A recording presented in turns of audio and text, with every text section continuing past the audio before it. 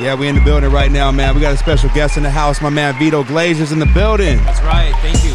Vito, what's happening, man? Just living our best lives right now. Thank you so much. Yeah. Thanks for coming back, bro. Thank you for having me. I'm so good to be back. And man, what an upgrade. You really stepped it up over here. I feel like I went to IKEA and got some new furniture. Yeah, not IKEA. Yeah, you had IKEA and then I hired before. some Mexicans to hook the walls up for me. Now you went to Ashley Furniture and got the best guy from Home Depot. Yeah. You know, I got Jorge and I got the credit score over there. You know, using that make that work for me. That's a deadly combination. You know what I'm saying? Anyway, if there's any women out there listening right now with a low self-esteem and a high credit score, slide into my direct message as soon as possible. Right. You know what I'm saying? You a real one. We out here, Vito. So what's the world does not know who you are, bro? You're a social media influencer. I know you've done some reality television in the past. That's right. Owner of a publicity company. That's right. Man, you did the research. Talk about it. Appreciate that. Talk about it. I mean, I've been telling stories on the internet for 15 years. I got into internet marketing. We were representing the world's largest brands, and then I got into some beef with the government, and you know, we were really pushing the limits, and you know, we conceded, and I said, you know what, I'm tired of doing all this outbound, all this like advertising stuff. I really want to focus on creating content and stuff that really has value for people, right? Where like it's indisputably valuable. So we just started telling stories, and that's how I got into reality TV. I had my own show, Mystery Millionaires, on WeTV. Then I was on a couple episodes on Bravo's Below Deck, and we broke some records on that using some of the direct response marketing techniques that we knew and some of the audiences that I built up. I was able to achieve the highest rated episode in the series history. They got 5 seasons now, and we still we had like 1.5 million viewers on that, and they normally do about 1.2. And it was just, it's been we've had a lot of hits on TV, and I did a show, Chop TV show. It's a Chinese sitcom, and so we were just really thinking like broad international markets. Now people want to know when's Vito Glazers going to be back on TV, right? So what's up, man? We got a new Kardashian. The Kardashians are done, so you're not gonna be featured on the Kardashians season. There's a window open now, right? Yeah. So I mean, the queens are retiring, right? Yeah. So we're thinking we got a couple shows in the works. We got some pilots that we're doing.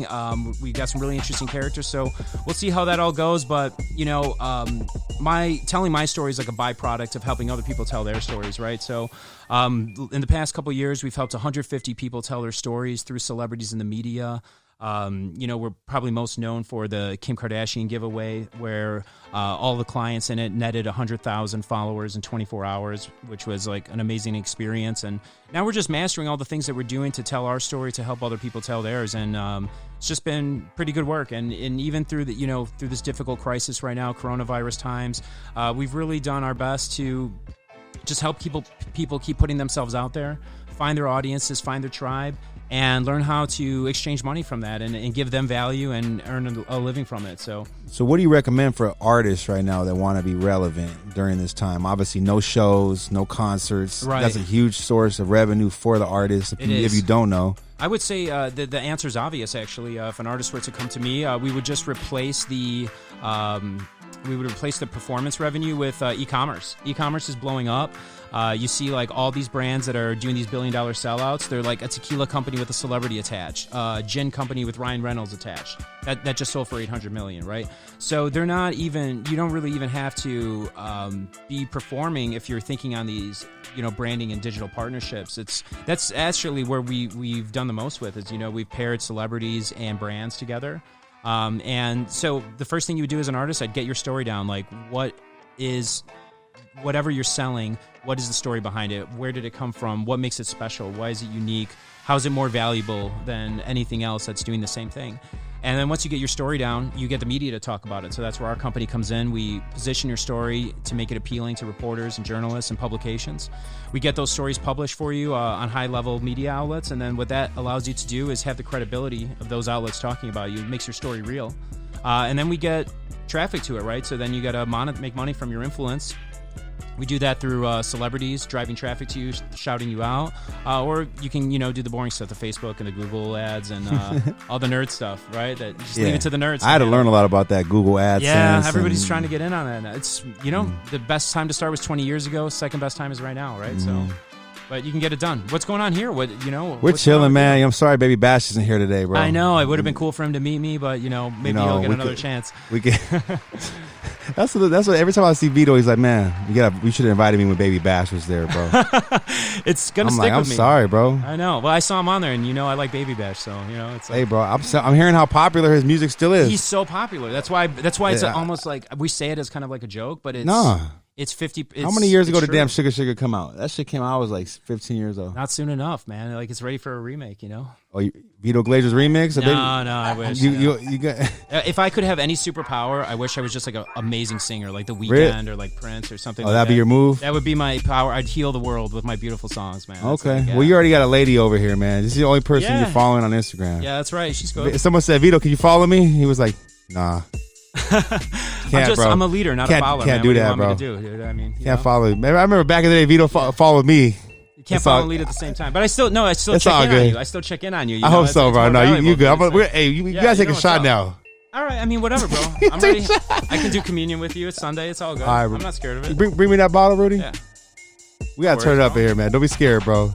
Nobody's scared. Don't be scared of this shot right now. Nobody's scared. Jay Scratch is still babysitting over here. Nobody's scared. It's an after party show, and we're over here getting serious. Tito's is a good brand. I like Tito's. Made in America, USA, Austin, Texas, gluten free. It is. It is. Damn, dog. You did more research in this bottle than I did. Oh, come on, brother. I know what's good. Oh wow, we're going big boy. Okay. It's all good. Oh, look at. What's up? What is that? Hey, hold on. Hey, he went for it, y'all. If y'all didn't see this shit, we got vodka everywhere. I just got to be careful when I'm lighting up a smoke now because I'll light on fire, like covered in it. Do not pump your gasoline and flick a match around this guy. No. Good thing we got that Tesla drama going on. Right now. Let's talk about that. So you were supposed to come yesterday, crazy. And then what happened? We had a Tesla emergency. Every single time I try to hitch a ride with somebody that's got a Tesla, and I shouldn't be hating on Tesla because I'm a Tesla stockholder, and I shouldn't be hating on my own investments, but every single time that I get a ride from somebody who has a Tesla, it always ends up in like a 1 hour traffic charging in like the hood somewhere, like every single time. So every time you got charged, it's like on Watts. It's like an hour, by Watts Towers. and then it's like, oh yeah, let's like go into this mall where like everybody just literally. You said they look sketch. Yeah, I felt like I was at a hospital, honestly. Man. I was like, what is going on in here? And then and I was like, I'm like, my bag's gonna get taken out of the car. What's going on here? Oh my god. So then I'm like thinking it's gonna be like 15 minutes. I'm like, can you do it for like 15 minutes and we just get to Burbank? And next thing you know, it's like an hour and a half later, and like my life's at risk, and I don't even feel comfortable. You have to call a Secret Service to come in. Yeah. Gotta roll with a guard if you got one of these. They're trying to make it so everyone has to. I heard in the next like 5 years, I heard they just passed it so everybody has to have the electric vehicles, right? 2035. No more gas. No more gas combustion vehicles can be sold. Okay. Now, here's the problem, though. There's already like a lot of significant research saying that electricity for electric cars doesn't work at scale. So, because electricity is not magical, right? It doesn't just come from nowhere. So, some other energy source has to be used in order to create that electricity. So, it works now because electric cars are kind of, a novelty. But if they were to be implemented at scale, talking buses, cars, everything electric, we'd have to like burn coal to get the electricity. We'd have to burn lumber. We'd have to like set up dams and different ways to generate this electricity. These wind powered electricity, that's something people talk about a lot when it comes to electricity production at scale. These things like kill birds. They have like a lot of negative side effects. So everything comes with a yin and yang, right? So it's like, fossil fuels suck, but electricity also isn't magical either. So what they really need to do is invent the car that runs on water. But I heard they did that and they killed a guy or something. There was a car that ran on hydrogen. Yeah. You know what? Yeah, you heard that story, right? Yeah. I never heard what? They got a picture of them. So if you go insert photo here. Insert photo here. Who knows? Yeah, but supposedly a guy invented a car that runs on hydrogen went missing. Yeah. That's crazy, man. I feel like it would be good, but all the like Jerry Jones of the worlds, everybody that is a billionaire off of the oil, bro. Like, how does that affect them? I don't think which we is need a lot to of the worry high about billionaires. We don't need to be you know worried what I'm saying? about. What's going to happen to the Dallas Cowboys, bro? If we get rid of gas cars, what's Jerry Jones going to do to keep the Cowboys afloat? They'll be fine because you know what? Oil gets used in plastic. It gets used in so much stuff, man. So there's we don't need to be worrying about what billionaires are doing. We need to be worrying about how we can become the billionaires to be on the line. Yep. So we got to be making moves at scale. That's the secret, man. So I'm trying to figure out where you at with this cryptocurrency future, man. Not my thing, brother. I hit it and quit it, but yeah, we did a little bit with that, and I just don't think. Here's my thing, and I didn't want to get political, but it's just too connected to China, and I just don't think they have our best interests in mind, and I think they have a lot of control over it, and I already got enough problems dealing with American dollars. It's too much to have ease. It's just it's not a physical asset. There's no real value exchange. So when I think about an investment, I'm like, what value is being exchanged here? Like, other than this hard drive right here, right? And there's just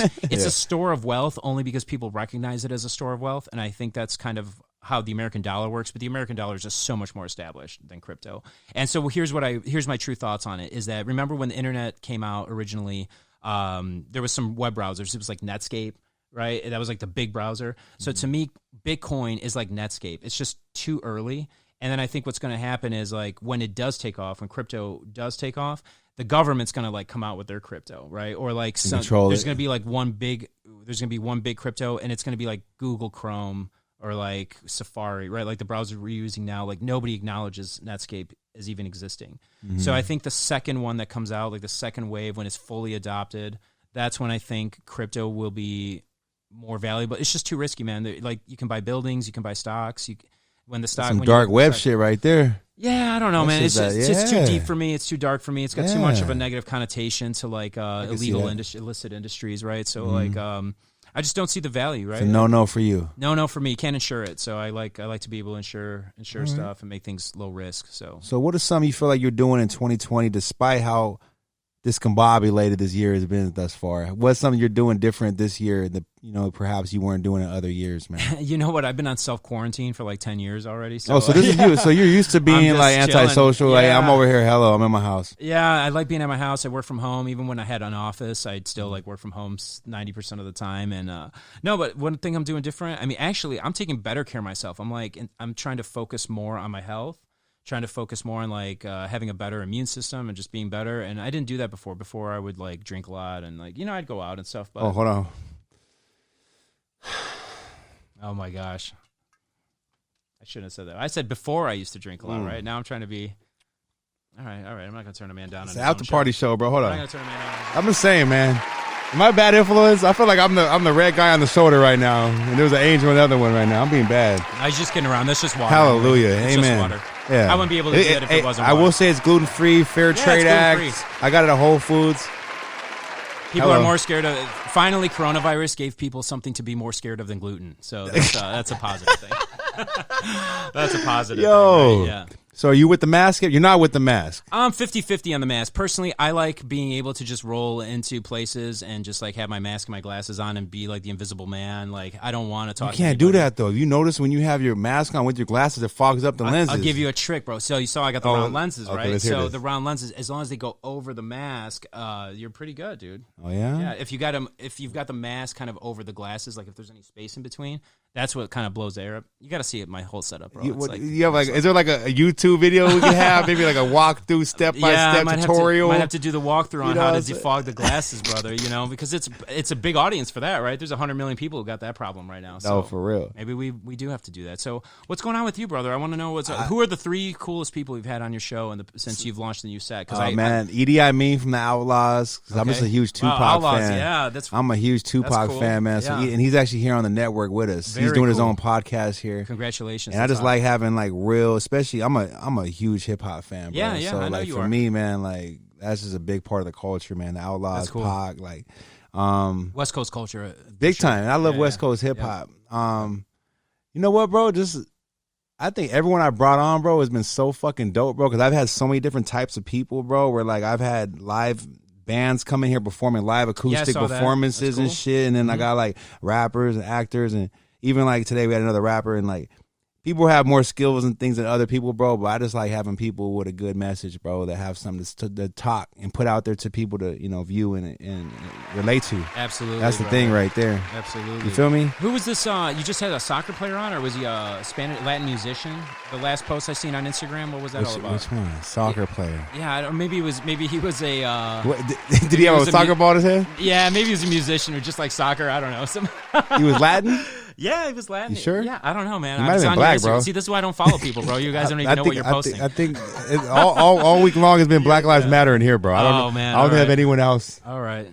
We'll look into it. We'll look into it. That's cool. Do we have a soccer player in here this week, Rudy? No? Okay. Well, I'm just going off of the post on Instagram. There's been a lot of shots in here. I ain't gonna lie, maybe man. you posted something over. There's been a whole lot of alcohol consumption this week. Before we get out of here, though, let's get real serious real quick. Let's do it. I like to get serious. So before anybody leaves the show, they have to give some positivity to the listeners. Positivity, all right. What is that from you? So the positivity I would say is, first of all, don't let everything you hear in the media over the next month or two get into your head and divide you against people in your family and people that you're friends with, and even strangers. Don't let the media divide you. There's a completely paid full-time agenda. I'm making a ton of money off of it myself, not the political part, but just the way the media works. So there's definitely a financial incentive for them to divide you. I would just if you're feeling negative feelings, just turn off the social media, turn off the television, just go spend time outside, spend time with your family, and just think about the things that you're grateful for. And the truth is that the more grateful you are, the more things you will have to be grateful for. They'll just keep coming to you. So that's the positivity I want to That's some real shit right there. I ain't mad at that message right there. We need some more of that vibe. I would have you run that back, but we got to get out of here. We got some new music in the mix. Cool. We got another guest coming up. Excited to hear it. But I appreciate you coming by, Vito. You've been very patient, my man. Always, brother. And this time this time we'll have a video. It's going to go on YouTube and everywhere, so y'all can see this video. Make sure y'all subscribe. And tell them where they can follow you one more time, bro. Hit me on Instagram at Vito Glazers. Find me on all the social media on there. And this is my commitment. I came here when I had 100,000 followers, and I'll be back when I have 1 million and even 10 million. And if we hit 100 million, I will keep coming back because you show nothing but love. Damn, bro, you'll get 100 million? Yeah, oh yeah. You going for that big boy level? Oh, come on, man. It's actually, once you got it, it's there, man. So that's what I'm talking about, man. Million. We'll be out of here, man. Vito Glazers, make sure y'all follow him, man. Stay tuned to the After Party Radio Show. It's your man Fatell. Follow Frenzee Broadcasting. We'll be right back.